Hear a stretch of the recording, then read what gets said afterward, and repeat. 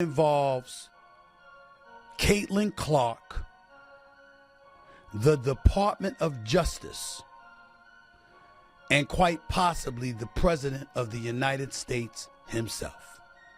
Somebody got to say it, so I'm going to say it. But the one thing I will not do is take credit for this. I am looking at the Wall Street Journal. The author of the article is a guy by the name of Sean McLean. What happens when the game turns foul? That's the question swirling around Caitlin Clark, who's been battered, bruised, and seemingly targeted in ways that have sparked outrage. Is her right to a peaceful workplace a non-hostile work environment? Are those rights being violated? Now the WNBA might be forced to own it with a potential civil rights case led by Donald Trump's Department of Justice. Yes, you read that right. The DOJ might step into the WNBA's court. Buckle up, because this story is a wild ride, and you won't believe what happens next.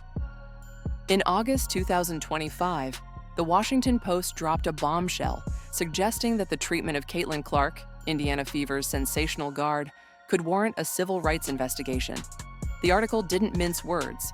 Clark, a white phenom playing in a league where her demographic is the minority, has faced what appears to be disproportionate aggression on the court, with flagrant fouls piling up faster than her record-breaking assists. This pattern, coupled with racially charged narratives surrounding her rivalry with players like Angel Reese, could point to systemic bias in the WNBA, a league where 70% of players are black. If Clark's treatment stems from racial animus, it could be a violation of Title VI of the Civil Rights Act, which prohibits discrimination in federally funded programs.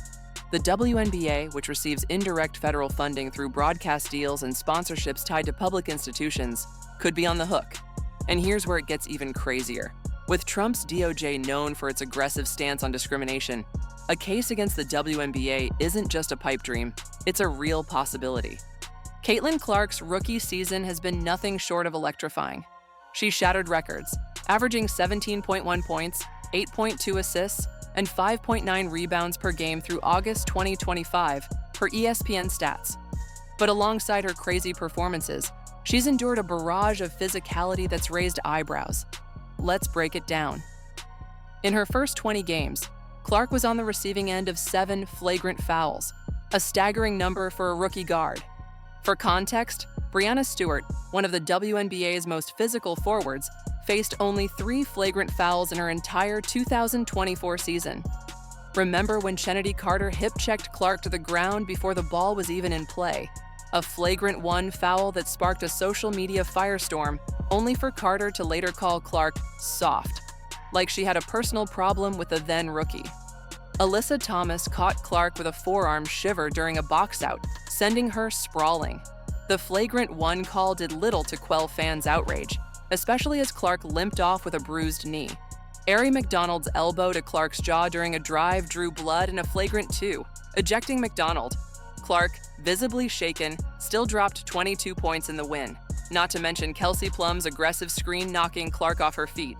Social media erupted, with fans pointing to Plum's post-game smirk as evidence of intent. These aren't isolated incidents. Clark faces hard contact on 28% of her drives to the basket, compared to 15% for A'ja Wilson, the league's MVP. And just when you thought it couldn't get worse, Clark suffered a sprained ankle in late July, forcing her to miss 2 games. Yet, even injured, she returned to lead the Fever to a 6-2 record in August, proving the WNBA needs her star power far more than she needs anything it has to offer. Heck, she could even join another league like Ice Cube's Big Three, and we will never hear of the WNBA again. Now, let's compare these attacks to the NBA. The men's league, while physical, operates under a stricter refereeing standard. In the 2024-25 season, NBA stars like Jason Tatum and Luka Doncic averaged fewer than 1 flagrant foul against them per 40 games, per NBA.com. The NBA's officiating prioritizes star protection. Think LeBron James getting calls on minimal contact. Could you imagine Cooper Flagg, the Duke phenom and 2025 NBA Draft's top pick, enduring Clark's brutal beatdown? Not a chance. The NBA would blow the whistle before Flagg hit the floor. And a Bronny James-Cooper Flagg matchup? It'd be about skill, not race-baiting drama like the Clark Reese saga. That's why many people think the WNBA is a joke. Nobody's saying Michael Jordan's GOAT status hinges on his race. His 6 championships and 5 MVPs speak for themselves. So why is Clark's brilliance overshadowed by narratives that feel suspiciously personal? Here's where things take a shocking turn. The Washington Post article highlighted how social media amplified racial tensions around Clark and Reese. Reese leaned into the rivalry, calling Clark overhyped in a June 2025 interview. Fans on social media platforms piled on, with some posts accusing Clark of benefiting from white privilege, despite her stats dwarfing Reese's. The Post argued this rhetoric, paired with the WNBA's lax officiating, creates a hostile environment for Clark, potentially actionable under civil rights law. But here's what they're not telling you. Trump's DOJ has a track record of diving into cases involving alleged anti-white bias. In 2017, the Department of Justice under Jeff Sessions launched investigations into affirmative action policies at universities like Harvard and Yale, arguing they discriminated against white and Asian applicants. In 2020, Yale settled a DOJ lawsuit, agreeing to revise its admissions policies after evidence showed Black and Hispanic applicants received preferential treatment. The WNBA case could follow a similar script. Title VI prohibits discrimination based on race, color, or national origin in programs receiving federal funds. The Post noted that the WNBA's broadcast deals with ESPN, which partners with public universities for college games, could qualify as federal funding, opening the door to scrutiny. And you'll never guess how it ends. If the DOJ finds evidence of systemic bias, say referees ignoring flagrant fouls against Clark due to racial narratives or league pressure to downplay her stardom, the WNBA could face fines, sanctions, or mandated reforms. Legal scholar Jonathan Turley, quoted in the Post, estimated a 60% chance of a DOJ probe if Trump's administration prioritizes the case in 2026. The league's response? A vague statement about player safety that dodged the race question entirely. Stick around because this next part is huge. Why would the players want to attack Caitlin Clark? The WNBA's TV ratings are up 22% in 2025, per Nielsen, and Clark's games average 8.3 million viewers, nearly double the league's non-Clark matchups. She's a marketing juggernaut, with Nike's Clark-branded shoe line projected to gross $100 million by 2026. Yet the league seems content to let her take a beating. And here's where it gets really interesting. Clark's resilience is outshining the WNBA's negligence.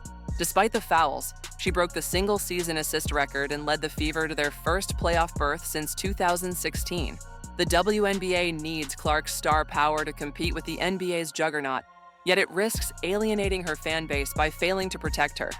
This is where things go completely off the rails. Fans have exposed referees ignoring clear fouls against her. One viral clip from a July 2025 game shows a ref staring directly at a flagrant elbow to Clark's ribs, only to wave play on. The outrage isn't just about basketball, it's about fairness. If the WNBA won't protect its biggest draw, the DOJ might step in to force the issue. But here's the most important part. This isn't just about Clark. It's about whether sports leagues can let personal biases, racial or otherwise, dictate how players are treated. The Clark-Reese rivalry mirrors broader societal tensions. Reese's supporters argue she's unfairly vilified, while Clark's fans cry foul over her treatment. Both can be true, but the data, 7 flagrant fouls, 28% hard contact, suggests Clark's bearing the brunt. The Post cited a 2023 study from the University of Michigan showing white athletes in predominantly Black leagues face higher rates of uncalled fouls, a pattern that aligns with Clark's experience. And by the end of this, you'll understand why this is so important. If the DOJ takes up Clark's case, it could set a precedent for how sports leagues handle player safety and bias. The WNBA could be forced to implement stricter officiating, mandatory bias training, or even public apologies. Universities like Harvard and Yale bowed to DOJ pressure. The WNBA, a smaller entity, will not stand a chance. And the final twist? It's something no one expected. Clark herself has stayed above the fray, refusing to comment on the DOJ speculation or racial narratives. In a post-game presser on August 10, 2025, she said, "I just play ball. The refs do their job, and I do mine." Her grace under pressure only amplifies her star power, making the WNBA's inaction look even more glaring. You'll want to see this through to the end. Trust me. Because if the DOJ steps in, the WNBA's next season could look very different. In the end, Caitlin Clark's story isn't just about basketball. It's about fairness, accountability, and whether a league can afford to let its brightest star take a beating. The Washington Post laid out a compelling case, backed by stats, legal precedents, and a shifting political landscape. Whether Trump's DOJ will act remains to be seen. But one thing's clear, Caitlin Clark is changing the game, on and off the court. And that's where everything clicks into place. If you enjoyed this video, please leave a like, share, and subscribe to our YouTube channel for more updates. Stay tuned.